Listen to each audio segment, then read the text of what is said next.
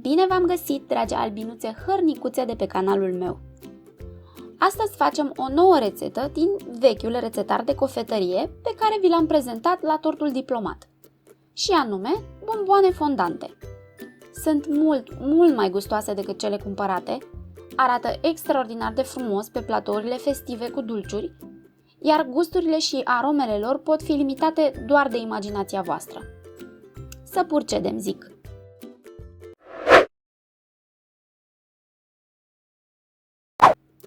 Ingrediente: 1 kg de zahăr, 125 de grame glucoză solidă, între 125 și 150 de grame de nucă măcinată fin, lapte praf, arome și coloranți după preferințe.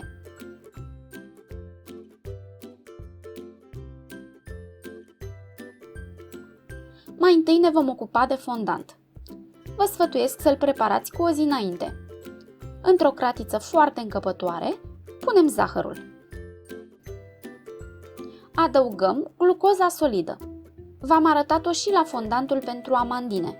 Se găsește în hipermarket, la raionul cu înlocuitori pentru zahăr, ba chiar și în magazine mai mici. Și este foarte ieftină. Nu înlocuiți cu miere, pentru că este posibil să vă cristalizeze bomboanele. Mai pun un pahar de apă, apoi atașez un termometru. Nu trebuie să aveți unul exact ca ăsta. Orice termometru ce poate citi temperaturi peste 100 de grade e bun. Se pot găsi, spre exemplu, termometre cu sondă pentru friptură, nu mai scumpe decât un cântar de bucătărie modest. Dar este foarte important să aveți unul. Se pune amestecul pe foc mare. Cât timp siropul fierbe, marginile vasului, cât și termometrul trebuie spălate des cu o pensulă cu apă. Orice urmă de zahăr rămasă pe acolo va cauza recristalizarea fondantului, adică va căpăta o textură neplăcută grunjoasă.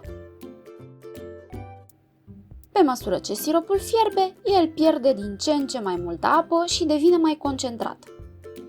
Pentru acest tip de fondant, adică de bombonerie, vom avea nevoie de o concentrație a zahărului de 86-87%. Cum știm când a ajuns acolo? Așa cum am explicat și la amandine, după temperatură. Fiecare concentrație de zahăr se atinge într-o gamă restrânsă de temperaturi. În cazul nostru, între 116 și 118 grade Celsius. Ați trecut de temperatura bună? Mai puneți apă și fierbeți din nou la temperatura corectă.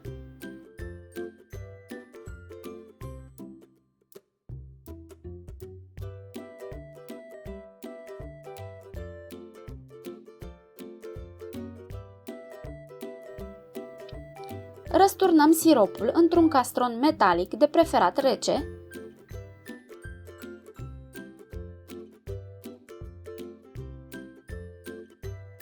și îl lăsăm pe masă până ce temperatura scade sub 50 de grade. La mine asta a durat cam 40 de minute. După ce s-a răcit, mixăm siropul.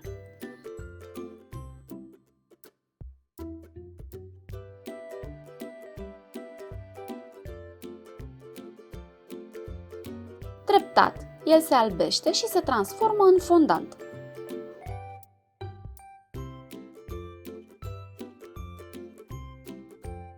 O să știți exact când trebuie să vă opriți, și anume când pasta de zahăr va deveni prea văscoasă pentru mixer. Atunci e gata.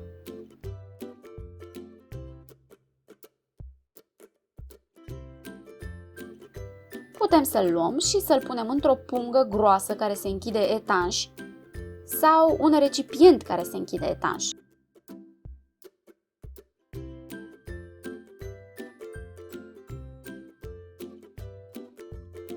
Dacă este sigilat bine, fondantul se poate păstra astfel multe săptămâni. A doua zi ne vom ocupa de bomboane. Cântărim 250 de grame de fondant. Uitați cum arată a doua zi. Moale și pliabil ca un aluat. Peste el voi adăuga 125 de grame de nucă măcinată.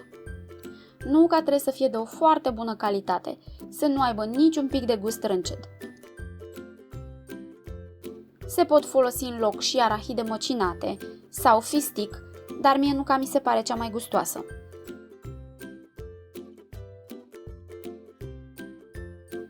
Frământăm.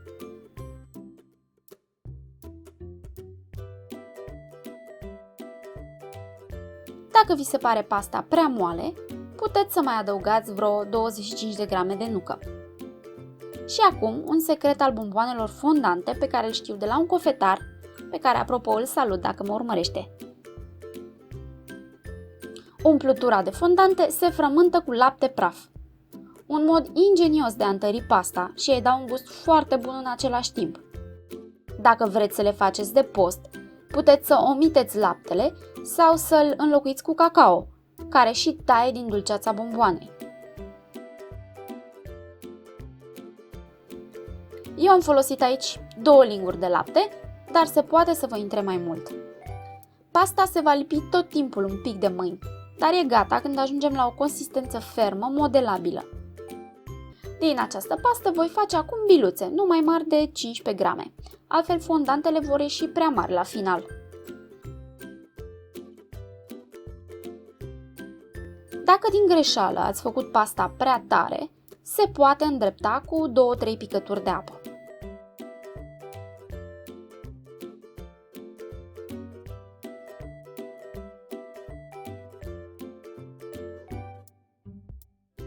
Eu am obținut aici 28 de bucăți. Dacă nu le folosiți imediat, le păstrați într-o cutie etanșă la temperatura camerei, nu la frigider. Dăm deoparte bilele și ne pregătim pentru a face bomboana propriu-zisă. Pentru a acoperi bilele cu fondant se folosește o unealtă care arată așa. Se numește croșetă și am și un recipient cu apă în care o voi clăti când am nevoie.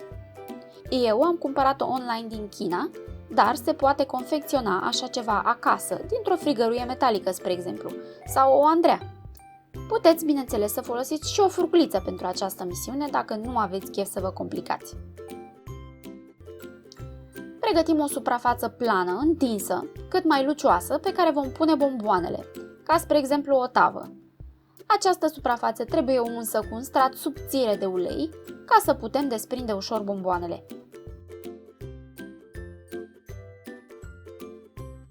Să aveți la îndemână vreo 5-6 lingurițe, o ceașcă cu apă pentru diluat fondantul și coloranții și aromele pe care doriți să le folosiți.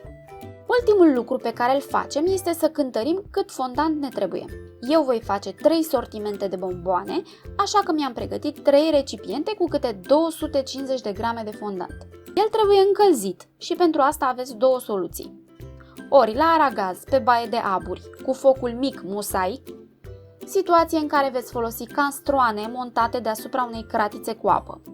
Ori la microunde, în reprize scurte de câte 20 de secunde. În această situație puneți fondantul în cești de acest gen, mai scunde și cu gura largă. Iau recipientul cu fondant și îl bag la microunde 20 de secunde. Îl amestec bine. Nu e destul de fluid, îl mai bag încă 20 de secunde. Cam așa trebuie să fie. Dacă nu iese așa, e permisă o jumătate de linguriță de apă. Veți pune în fondant puțin aromă la alegere. Eu voi folosi aici fructe de pădure.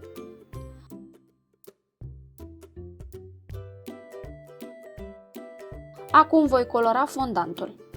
Acesta este colorant natural făcut de mine. Am fiert 500 de ml de suc de sfeclă proaspăt stors, până au rămas doar 50 de ml.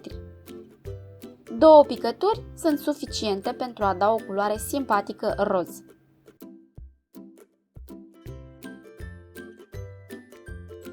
Dacă cumpărați colorant, folosiți tot variante mai concentrate, tip gel, cum sunt aceste tubulețe, sigur le-ați văzut prin magazine. Acum luăm o bilă, o scufundăm în fondant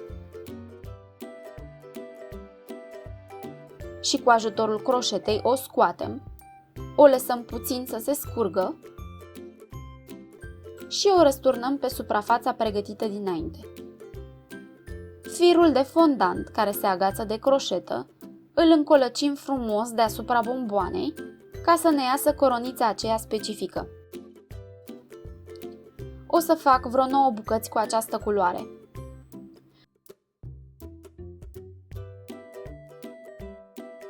După ce ați învelit vreo 3-4 bomboane, fondantul se răcește și se deshidratează, așa că mai adăugați o jumătate de linguriță de apă și mai încălziți 20 de secunde.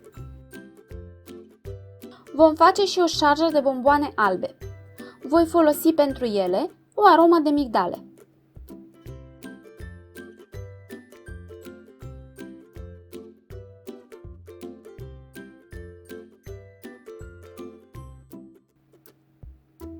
Și o șarjă de bomboane maro cu cacao. Aici luați 5 grame de cacao și puneți în ea treptat câte o linguriță de apă până se transformă într-o pastă ce seamănă cu ciocolata topită. Se poate pune în loc de apă și cafea ca să și aromatizați în același timp sau o esență la alegere, dar să fie groasă așa cum vă arăt eu aici, să nu fie mai subțire. Se pune peste fondantul încălzit și se amestecă.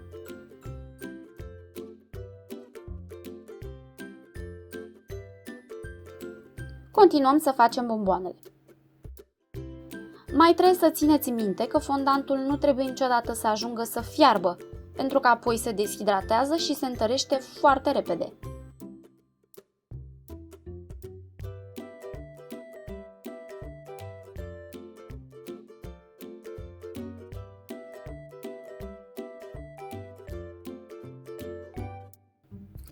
Dacă nu aveți croșetă, utilizați furculița. Cufundați bilele în fondant și le transferați ușor pe tavă.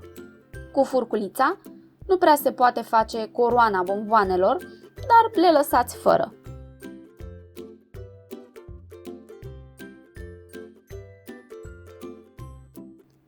Imediat ce s-au uscat, bomboanele trebuie neapărat puse la păstrare în cutii închise hermetic. Se pot folosi hârtii speciale de bomboane sau se pot înveli în staniol colorat, ceea ce le va proteja suplimentar. Dragii mei, asta a fost rețeta de astăzi. Sper să o încercați, pentru că gustul acestor fondante chiar nu se compară cu ceea ce puteți cumpăra. Nu uitați să-mi scrieți întrebările voastre la comentarii și să dați un like acestui video dacă v-a plăcut. Pupici mulți, dragii mei, numai bine!